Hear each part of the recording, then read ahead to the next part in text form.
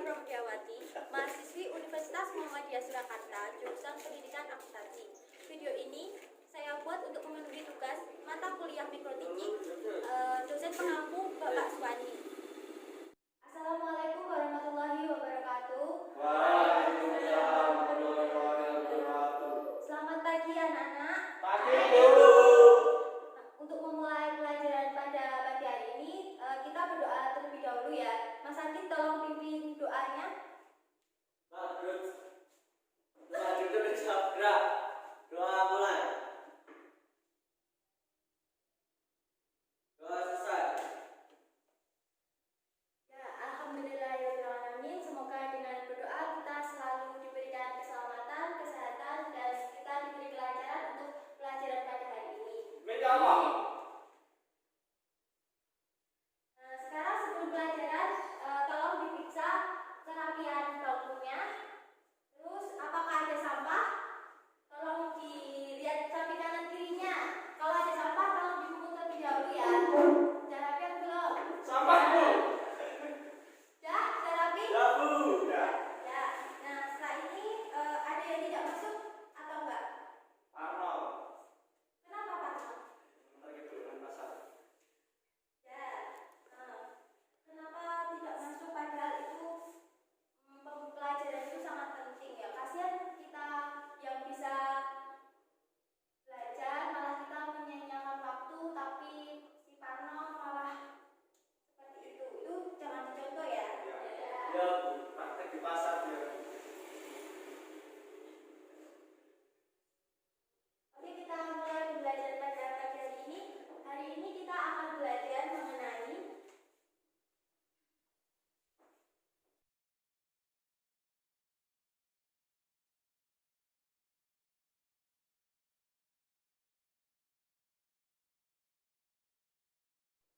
sebelumnya saya akan menyampaikan tujuan pembelajaran pada pagi hari ini. Yang pertama, kita nanti akan belajar mengenai ruang lingkup perusahaan akuntansi yang berupa perusahaan jasa tepatnya. Yang kedua adalah pencatatan transaksi ke dalam jurnal pada perusahaan jasa. Yang ketiga adalah pemindahbukuan dari jurnal ke buku besar dalam perusahaan jasa. Nah, kalian tahu nggak perusahaan jasa itu yang seperti apa? Siapa bisa contohnya Mas Yaya? Contoh perusahaan jasa. Jasa bank. Simpanan. Terus Mbak Suci?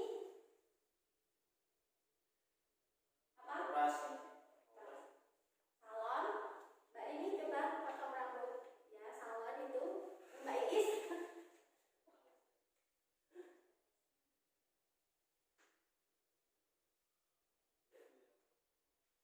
Apa Mbak Iis? Bengkel.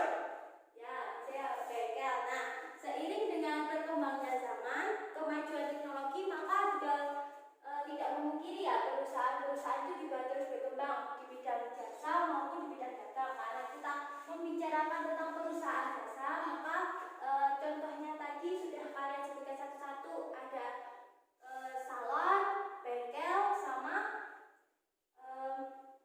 masih banyak lagi fotokopi dan lain sebagainya.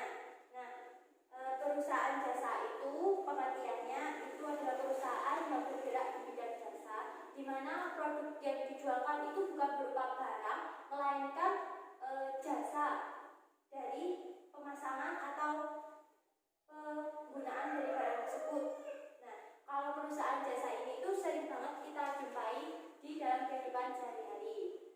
Nah, untuk membedakan antara perusahaan jasa dengan perusahaan lainnya, itu perusahaan jasa memiliki ciri-ciri. Yang pertama, perusahaan jasa itu menawarkan produk yang jelas wujudnya, yang tidak jelas wujudnya maksudnya.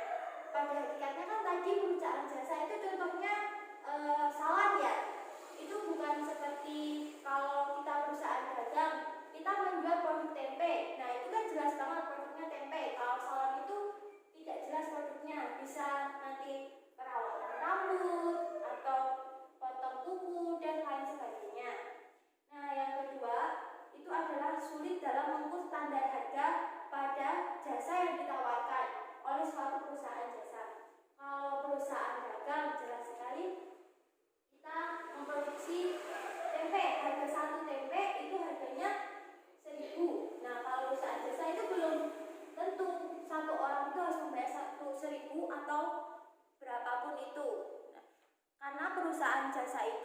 tidak dapat dilihat fisiknya, namun manfaatnya itu dapat kita rasakan. Nah, sampai di sini ada yang ditanyakan? Ya, kalau belum, sekarang kalian bentuk satu kelompok itu terdiri dari 4 sampai 5 siswa. Nah, nanti kalian mencari tentang siklus akuntansi. Kalian dapat searching di HP kalian. Kalian udah punya HP kan? Udah, Bu. Ya. Berusaha. Kalian dapat searching materinya itu di situ. Nah, sekarang kalau bergabung di kelompoknya masing-masing, ayo, Mbak. Ayo. Nah, kalian dapat searching materinya itu di Google. Nah, Ibu gunakan barang-barang dari itu. Silakan. Waktunya 1 menit. Ya, tolong cepat ya.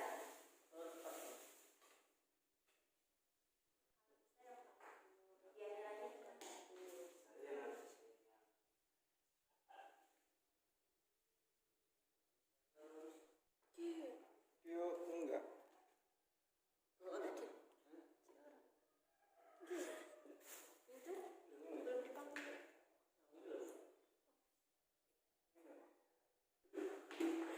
Sudah selesai atau belum? Ya, Bu. Nah, sekarang perwakilan kelompok, silakan maju ke depan. Siapa yang mau maju? Bu. Ya, silakan Mbak Rini. Tolong jelaskan ya.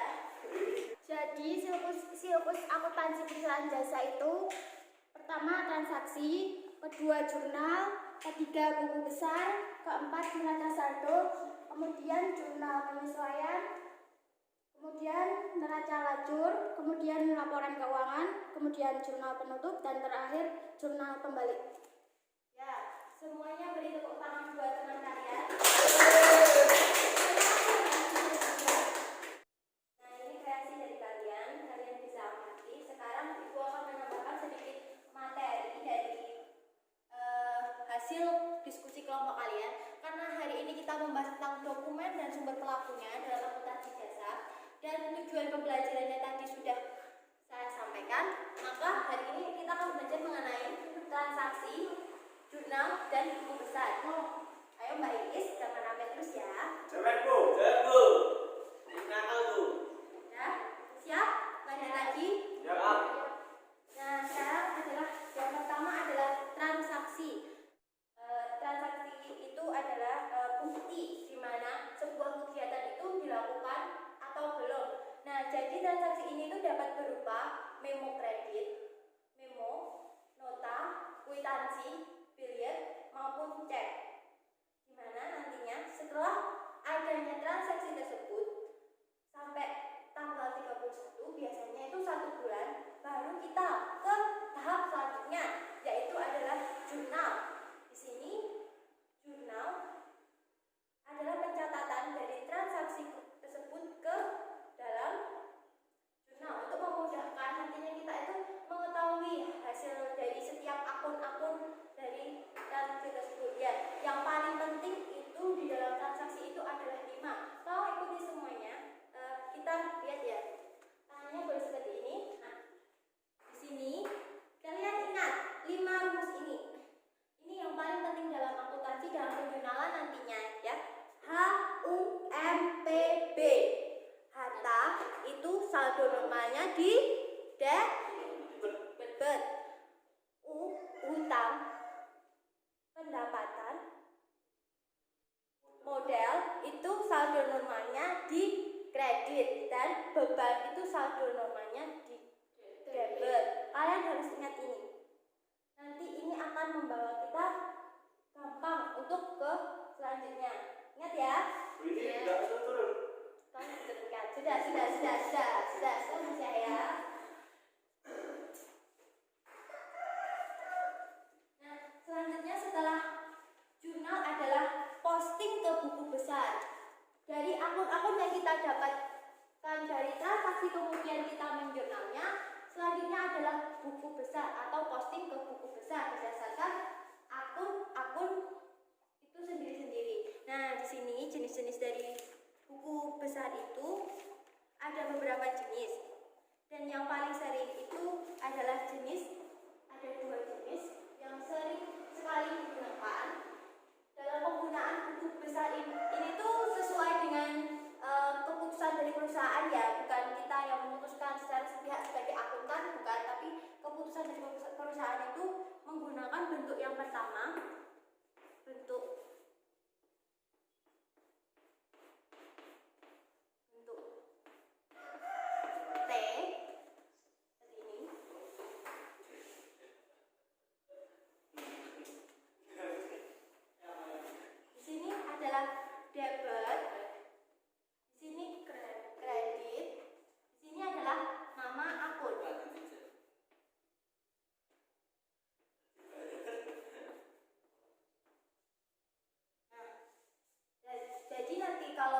setelah penjurnalan kita memasukkan atau posting ke buku besar, nanti kalau yang debit kita tulis di sini, kalau kredit kita tulis di sini. Dan yang kedua adalah model pronto.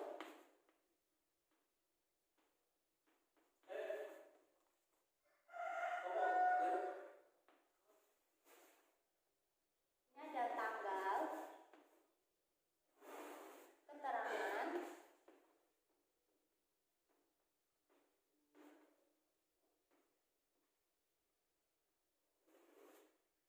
mutasi. Mutasi ada dua ya, mutasi debit atau kredit, dan yang terakhir adalah saldo.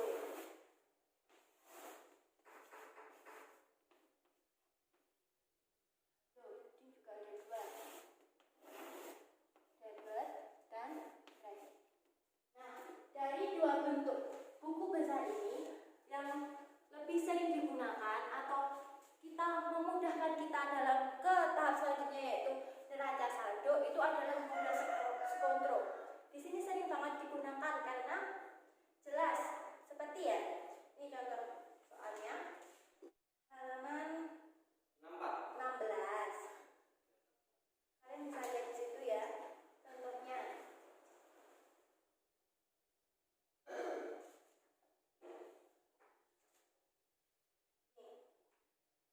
Tuan Pandega mendirikan usaha bengkel dan menyetorkan uang sebesar 80 juta.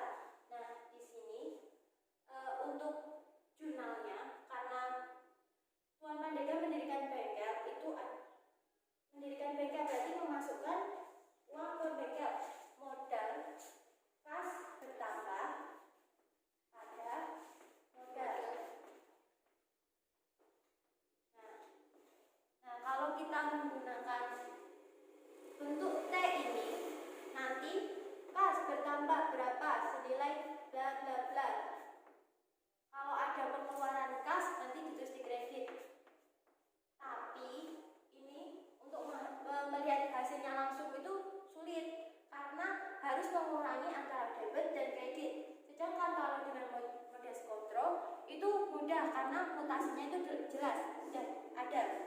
Kas, seumpama kas tadi modalnya di debit, saldonya mesti debit. Ada pengeluaran langsung sehingga setelah akhir periode nanti dapat terlihat jelas hasil dari akun tersebut. Paham? Paham. Ya. Sudah selesai materi pada pembelajaran pada hari ini. Ada yang tanyakan? Cukup? Oke. Nah, untuk bahan evaluasi Ibu untuk pertemuan yang berikutnya, kalian kerjakan soal evaluasi ini.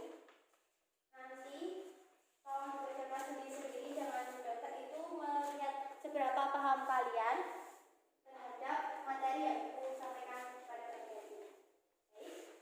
Jadi kita Ya, sama.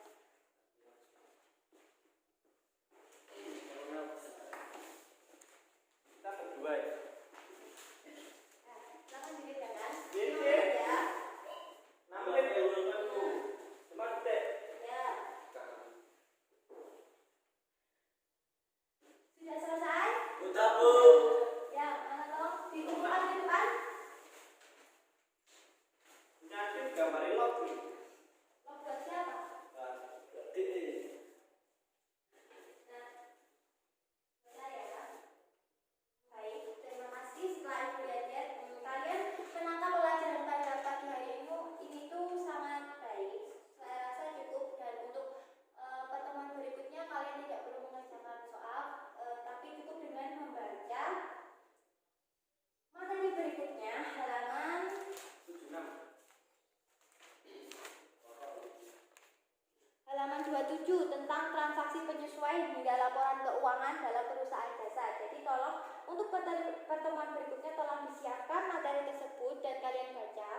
Mungkin besok itu pertemuannya kalian presentasi lagi, tapi langsung tanpa Ibu memaparkan materi ya. Nah, apakah ada yang mau ditanyakan? Ya.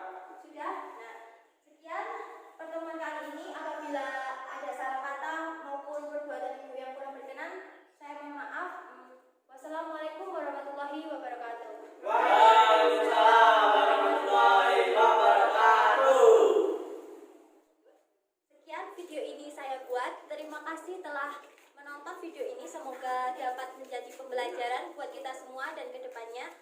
Terima kasih. Wassalamualaikum warahmatullahi wabarakatuh.